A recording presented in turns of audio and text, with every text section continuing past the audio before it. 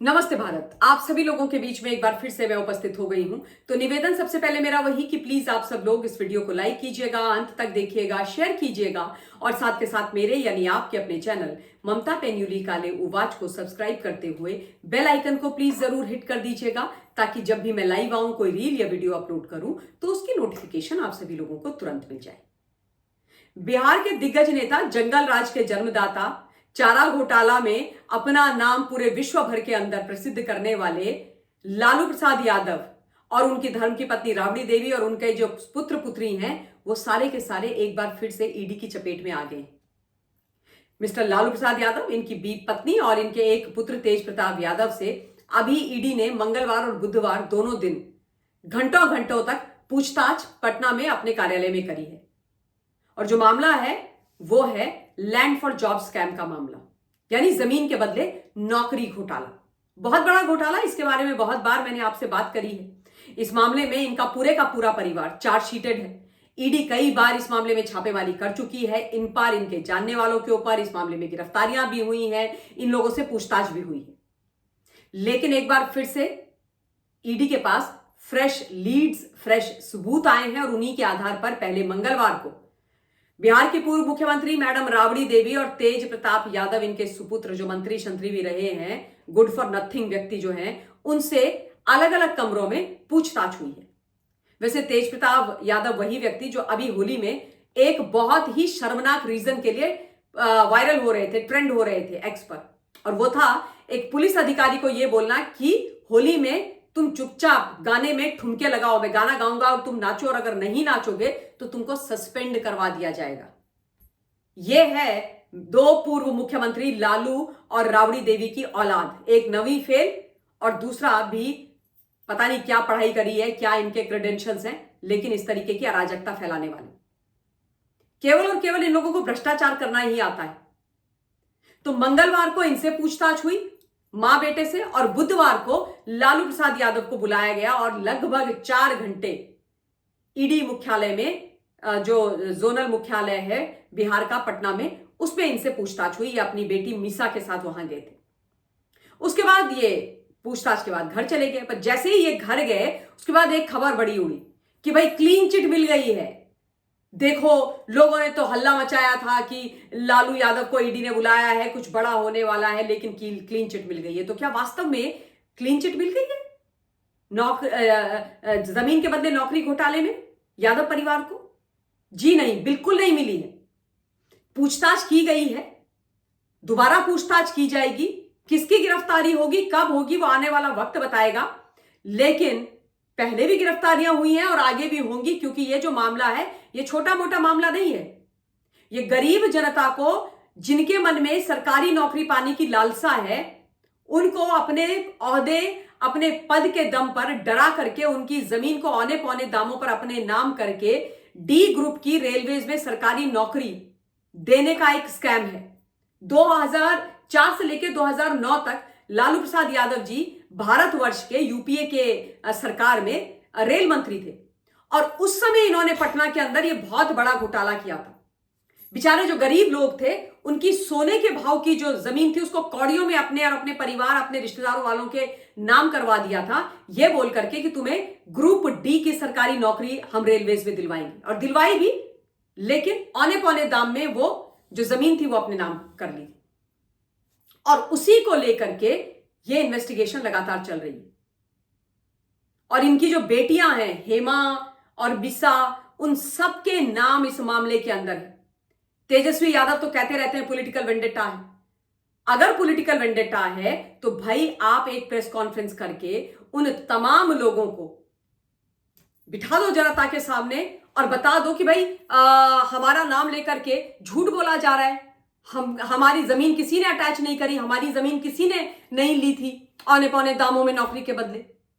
पर तेजस्वी यादव ऐसा कर नहीं सकते हैं, क्योंकि इन्होंने जमीनें लूटी हैं साहब, बहुत बुरी तरीके से लूटी हैं। अच्छा, एक जो बड़ी खबर ईडी के खेमे से आ रही है वो ये कि राबड़ी देवी बिल्कुल भी जवाब नहीं दे पाई, दाएं बाएं करती रही, यानी कोऑपरेट उन्होंने नहीं किया ईडी के साथ इन्वेस्टिगेशन के दौरान। क्या क्या प्रश्न उनसे किए गए, मैंने कुछ जॉट डाउन किए हैं, मैं आपको बता देती हूं। सबसे पहला प्रश्न उनसे यह पूछा गया कि दिल्ली में न्यू फ्रेंड्स कॉलोनी वाला बंगला आपने कैसे लिया? पॉश एरिया है न्यू फ्रेंड्स कॉलोनी, वहां पर करोड़ों का बंगला इन्होंने लाखों में ले लिया। यानी अगर किसी बंगले की कीमत 20 करोड़ रुपए है तो भाई ये इन्होंने 5 लाख रुपए में ले लिया। आप सोचिए ये सामान्य जनता के साथ क्यों नहीं होता, आपके मेरे साथ, कि 20 करोड़ की प्रॉपर्टी हमें 5 या 6 लाख रुपए में मिल जाती है। हमें तो 20 करोड़ की प्रॉपर्टी पहले तो 20 में मिलेगी, नहीं तो 22 में मिलेगी। 20 करोड़ की प्रॉपर्टी 5 लाख में नहीं मिलेगी। ये नेताओं के साथ ही होता है। तो ये प्रश्न पूछा, इसका वो जवाब नहीं दे पाई। उसके अलावा ये प्रश्न पूछा कि पटना के सगुना मोड़ वाले अपार्टमेंट की जमीन कैसे खरीदी गई। अगेन एक बहुत बढ़िया लेविश अपार्टमेंट है पटना में, पॉश एरिया के अंदर सगुना मोड़ पर। भाई बोला कि उसकी जमीन वगैरह की खरीदी कैसे की गई, कोई जवाब नहीं। कोई पैसा कहां से आया, कैसे हुआ, इसका कुछ भी उन्होंने क्लैरिफिकेशन वो नहीं दे पाई। उसके अलावा पूछा गया इन संपत्तियों की खरीद के लिए पैसा कहां से आया। राबड़ी देवी से पूछा कि आपने करोड़ों करोड़ की ये जमीनें खरीद ली भाई 2004 से लेकर 9 के बीच में, तो इनको खरीदने के लिए आपके पास पैसा कहां से आया, आपकी सोर्स ऑफ इनकम क्या थी? क्योंकि अगर आप 1 रुपया कमाओगे तब जाकर के आप 75 पैसा या पूरा 1 रुपया खर्च कर पाओगे। यहां आपकी आमदनी 98 है, खर्चा आपका रुपया है। तो भाई ये जो रुपया खर्चा आपने किया है ये पैसा कहां से आया है, इसका सोर्स दिखाओ। ये आपकी बैलेंस शीट में, आपके बैंक स्टेटमेंट्स में, बैंक अकाउंट में कहीं रिफ्लेक्ट करना चाहिए, कहीं नहीं कर रहा है। जवाब नहीं दे पाई पूर्व मुख्यमंत्री लालू जी की पत्नी राबड़ी देवी जी। उसके अलावा फिर एक प्रश्न यह भी किया गया कि आपके नाम से जो जमीन है वो कैसे अर्जित की गई। राबड़ी देवी जी के नाम पर बहुत जमीन है, तो बोला भाई ये जमीनें आपने कैसे अर्जित करी, कैसे खरीदी, इसका भी जवाब नहीं दे पाई। फिर पूछा गया कि आप उन लोगों से पहली बार कब मिली जिन्हें रेलवे में नौकरियां दी गई, कोई जवाब नहीं दे पाई। यह पूछा गया कि जिन लोगों से नौकरी के बदले जमीन ली गई उनको आप कैसे जानती हैं, बोली हम तो जानते ही नहीं, हमें तो कुछ पता ही नहीं है, आई एम नॉट नोइंग। बताओ, इनको कुछ पता नहीं है, लेकिन ये बिहार की मुख्यमंत्री रही हैं। सोच लीजिए आप, है ना। इसीलिए तो अंधेरे नगरी चौपट राजा कहा जाता है ऐसे लोगों के लिए। उसके बाद यह भी पूछा गया कि रेलवे में नौकरी पाने वाले लोग आपके संपर्क में आए तो कैसे आए, तो उसका भी कोई जवाब नहीं दे पाए। कैसे जवाब देंगे, क्योंकि भाई जब सैया भये कोतवाल तो डर काहे का।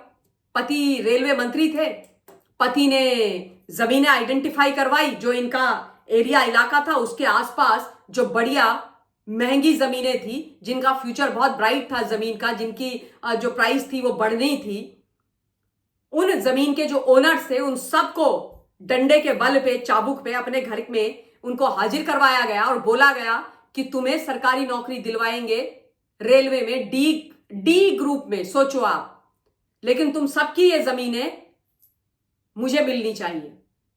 रेलवे मंत्री जी लालू यादव बोल रहे हैं।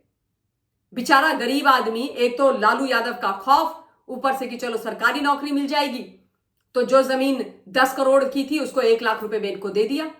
इन्होंने भी 1-1 लाख रुपए, 50,000 रुपए, 2 लाख रुपए, 5 लाख रुपए लोगों को पकड़ाए और फटाफट जमीनें अपने नाम लिखवा दी, अपने रिश्तेदारों के, अपने परिवार वालों के नाम लिखवा दी।